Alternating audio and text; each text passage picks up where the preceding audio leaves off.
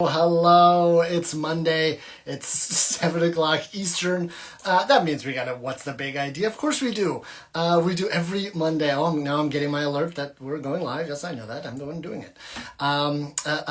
Yes, we have a great one today. We have one with an actual a person who knows things, an author, a student of this whole world. She just walked in, so I'm gonna just let her in. Let's see how we can. There she is. Olivia Campbell is joining us. Hello, Olivia. Hello. Hi. How are you? I'm so excited you could join us on the show. Thank you so much for having me. Now, Olivia, you've written this book, "Women in White Coats." Tell us a little bit about it. I mean, it's such like it's a historical deep dive, and but it's also kind of, it's not just facts. It's a story. It's narrative nonfiction. It centers around three women who were all firsts in medicine. So it's three Victorian women who, on their own, got a medical degree through very long, arduous ordeals. Um, and then they kind of band together at the end of the story to create a medical school for women in London. And they're very unlikely friends. There's a lot of infighting. There's a lot of, arguments. And I love that they don't get along. That's my favorite. So Yes, it is like, yeah, you know what? Even historically great people are people. They don't get along with some people. that's right. Yes. I love that. Well, I mean, so knowing that, we wanted to, on What's the Big Idea, we like to cater our quizzes to our guests. And so for yours, actually, let me flip this around real quick. Oh, yep, we already know that. We know who I am. And we skipped that. I forgot to show it. That is the book, Women in White Coats. Today, we are quizzing you on medical firsts. Oh, Just like from your book, I think you're going to have definitely an easy time for the first one. And then we'll move on to other medical firsts. How do you feel about medical firsts in general? sounds good. All right. Well, let's cue it up then with question number one. Now, this one's worth $1 million fake dollars, so this is a lot of fake money. Um, this one, but I think you're gonna do well. Who was the first woman to earn a medical degree in the U.S.? Elizabeth Cady Stanton, Elizabeth Blackwell, or Elizabeth Banks? Well, that's, of course, Elizabeth Blackwell. Absolutely. You got that one right. That one's a no-brainer. One of the subjects of your book. Is there a fun fact that we should know about her? Oh goodness. She was one of the most odd people I thought in the book. She was very eccentric. She never got married. But one of the funniest things about her was that she was accepted into medical school as a joke. The people there at the school thought that it was a practical joke by a neighboring school that was sending them an application, not an actual woman who wanted to study medicine. So. Oh my God. I mean, I don't even know what to say to that. But I am glad it worked out, intentions aside.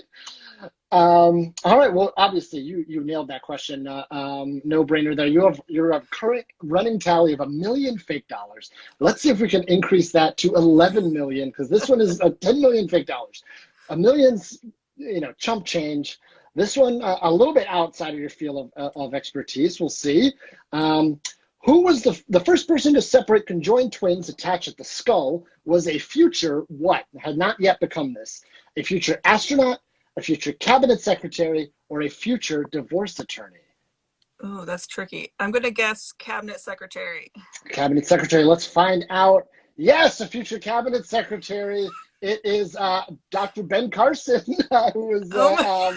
who was in the 80s separating conjoined twins. Amazing work. Here he is in 2020 contracting the coronavirus. A storied life. How it started, how it's going. Yeah, yes, exactly. Yes, that's hilarious. I love that. Next up, we have this is for 50 billion fake dollars.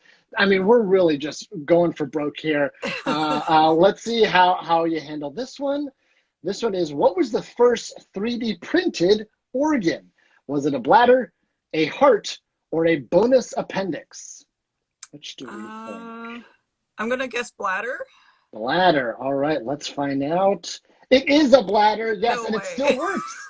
Still works. You are 3 for 3. You have, I think, what's it, 50 billion plus 10 million plus 1 million. You're doing so fake great. Uh, Next up, okay, so this is my favorite question. This is our real big or real fake question. This is where the whole show comes together. What, we like to think about the future, big ideas and big medical firsts. If you think I'm going to read you a proposal. If you think it is a real proposal that someone is working on, then you say real big. If you think it is a fake proposal and no one's actually working on this, then you say real fake. That's it. A Okay. real big, real fake. And the proposal for today is a medical first. It's worth a whopping $5. We're going the other direction. It is a space hospital, specifically dubbed Nightingale 1. This space hospital would handle emergencies too urgent to wait till spacefarers return home. N1's mednauts, that's the official term, will use holographic X-ray projections, artificial wombs, and zero-gravity operating tables. Is this a real idea or a real fake idea? That sounds pretty plausible. I'm going to say real big. Real big. All right. This would be a space hospital, the first space hospital. That's how it fits in the theme. And it is fake. It is the plot to the UPN series Mercy Point, dubbed, they called it, I think they called it ER, but in space. No, 7 episodes long. I think you can stream them now, but it is a space show. So that one was a real fake. We got you on that one. But don't worry, you only lost $5. You do that does come out. So you're now at 50 billion minus 5 or something. But the last question, this is worth everything. This one is the big dumb question. This one's worth a whopping $100 trillion. So don't worry about those 5 that you lost. And it's real dumb. Do you think Elizabeth Banks has ever played a doctor? Oh, surely she has. Has to be. What do we think? You think yes. This is for $100 trillion. This is for a lot of money. Yeah, I think so. Sure. All right, let's find out. Yes, of course, she was Dr. Kim Briggs on Scrubs. As soon as I saw the photo, I was like, oh yeah, she was on Scrubs. Yes, so you have redeemed yourself 4 for 5 out of this medical first quiz. We got you with a 2 believable story about a space hospital. But beyond our silly quiz, I think your book is very important right now. I think, what you're in this field, what is kind of a big idea that is exciting you right now? Just in general, I think the big idea that I'm for right now is universal pre-K, but that has nothing to do with medicine. It might help future doctors, Yes, we'll tell you.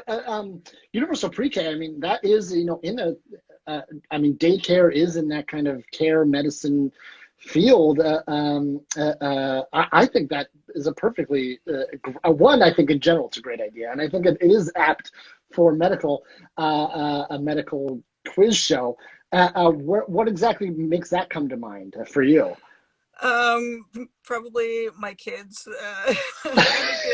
needing care for my kids. No, I feel like we have so much research on how important it is, how great it is for kids' health, for parents, how great it is for the economy. Like, it's across the board. Like, it's one of the most, that gives the most dividends, right? It's the best thing we could invest in as a country is this. So yeah, huge, not to be all businessy about it, but like huge return on investment on this. Yeah, exactly. It just boosts everybody. I think that is a fantastic big idea. Thank you for sharing it and giving us a chance to talk about it, because I think more people need to hear about it. To me, it's a no-brainer, and I'm glad it seems like you agree. Yeah, I'm glad it's getting more attention recently, but I feel like now, especially with so many parents, mothers especially, losing care, during the pandemic, a lot of women scientists, women doctors have been impacted by the loss of care, and this universal care will help them for sure. I think that's fantastic. Well, Olivia Campbell, thank you again. Let me bring up the book real quick on my screen. We have to go backwards through all my little slides. The book is Women in White Coats. Get it where books are sold. Any particular place? Because I know where do you get the most money? Well, if you want to sign copies, my local independent bookstore, newtownbookshop.com, is selling signed copies. They just sold out. I'm going tomorrow morning to sign more copies. So Well, congratulations. That's fantastic. So yes, Women in White Coats, get it, read it, live it, and Universal Pre-K. Also work on that too. Thank you so much, Olivia. thank you very much for having me. It's a pleasure.